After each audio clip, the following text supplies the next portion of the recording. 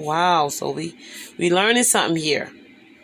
Moreover, they divided the beasts among the armies.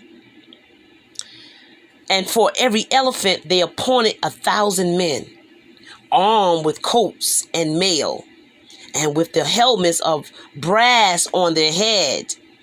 And besides this, for every beast were ordained 500 horsemen of the best. All praises. They were ready at every occasion, wheresoever the beast was. And whithersoever the beast went, they went also, neither depart they from him.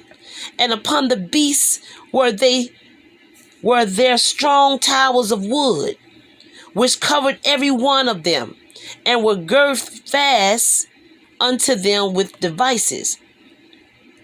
There were also upon every one 32 strong men that fought upon them beside the Indian that ruled him. Okay. And as the remnant of the horsemen, they sat on this side and that side at the two parts of the host, giving them signs what to do, and being harnessed all over the midst of over amidst the rank. Verse 39. Now when the sun shone upon the shields of gold and brass, the mountain glittered therewith, and shined like lamps of fire. So part of the king's army being spread upon the high mountains, and part on the valley below, they march on safely in order. Wherefore all that heard the noise of their multitude, and the marching of the company, and the rattling of the horns were moved, and the army was very great and mighty. Then Judas and his host drew near, and entered into the battle. And there was slain of the king's army 600 men. Eleazar, also surnamed Sevarian, perceiving that one of the beasts armed with royal harness was higher than all of the rest, and supposing that the king was upon him, put himself in jeopardy to the end he might deliver his people and get a perpetual name. It's always about a name. Wherefore he ran upon courageously. He ran upon him courageously through the midst of the battle, slaying on the right hand and on the left, so that they were divided from him on both sides. Which done, he crept under the elephant, and thrust him under, and slew him. Whereupon the elephant fell down upon him, and there he died. So that wasn't a good move there. I mean, you're trying all you can, and you just can't.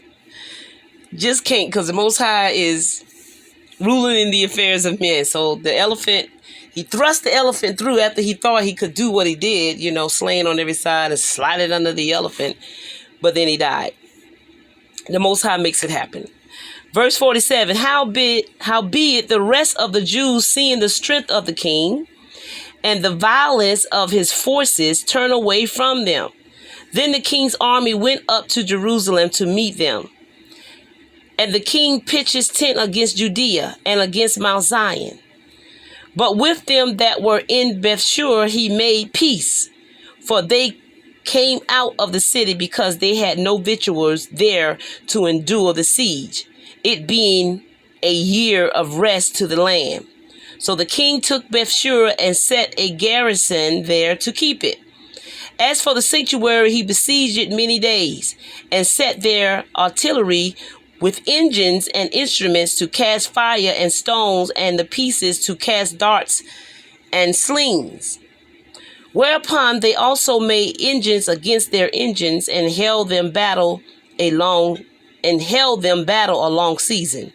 Yet at the last their vessels being without victuals, for that it was the 7th year, and they in Judea that were delivered from the Gentiles had eaten up the residue of the store.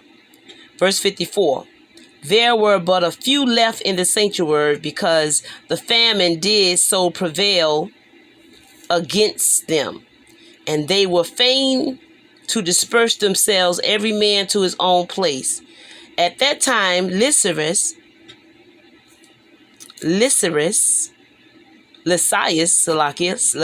heard say that Philip, whom Antiochus the king, while he lived, had appointed to bring up his son Antiochus, that he might be king, was returned out of Persia and Media, and the king's host also that went with him, and that he sought to take unto him the ruling of the affairs. Verse 57.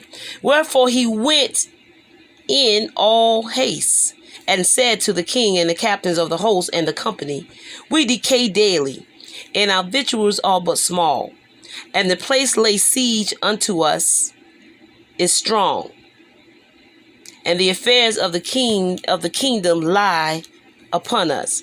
Now therefore let us be friends with these men, and make peace with them, with their nations, and the covenant with them, that they shall live after their laws, and they did before, as they did before. For they are therefore displeased, and have done all these things, because we abolished their laws. Okay? So the king and the princes were content. Wherefore he sent unto them to make peace, and they accepted thereof. Also the king and the princes made an oath unto them, whereupon they went out with a strong hold. Then the king entered into Mount Zion, but when he saw the strength of the place, he brake his oath that he had made, and gave commandment to pull down the wall round about. Afterwards departed he in all haste, and returned unto Antiochia, where he found Philip to be master of the city. So he fought against him and took the city by force. Wow. That was a lot of reading, and a lot of good information, and a lot of battles. So we're going to get into next week, of course, chapter 7. We're going to really see about, Seleucus? Oh, wait a minute. We want to be able to get that right. Seleucus. We're very familiar with him, being in the Grecian Empire, of course. Seleucus, along with Alexander and Ptolemy and Antiochus, and all of them come from the same band of people, of course. So we're going to continue to read. We are commemorating the feasts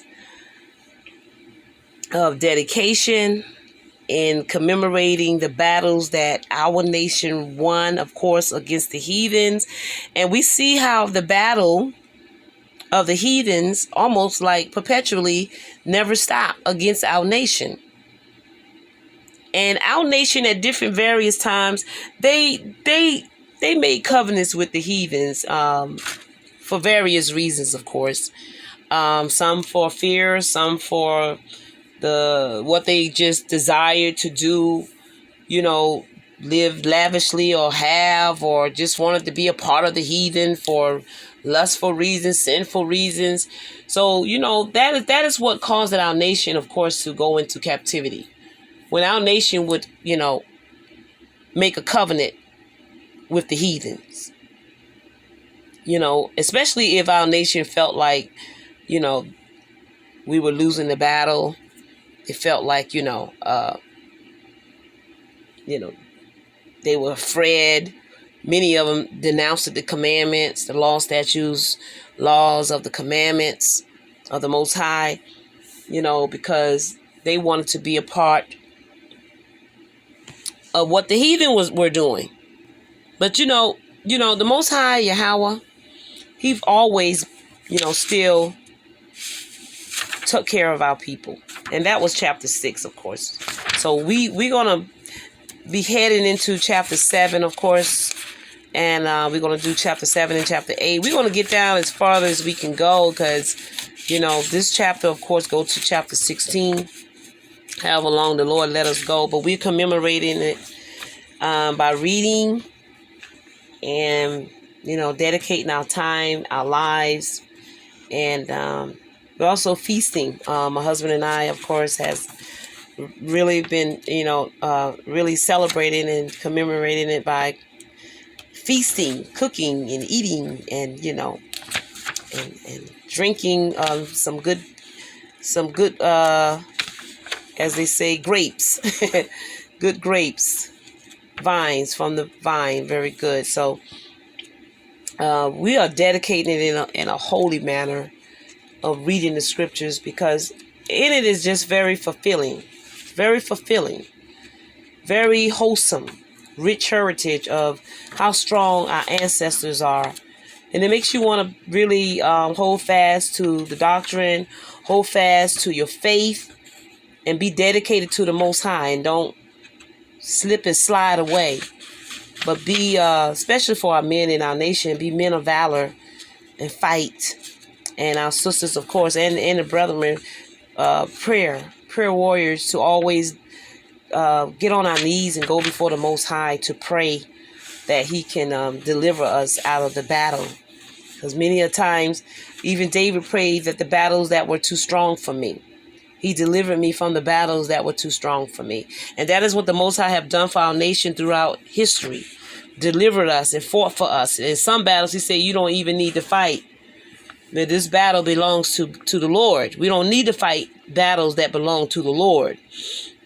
No matter how tough, no matter how long it's been going, no matter how much it's irritating you, no matter what fear the enemy is or antagonizing or constantly does that's wrong, the battle belongs to the Lord.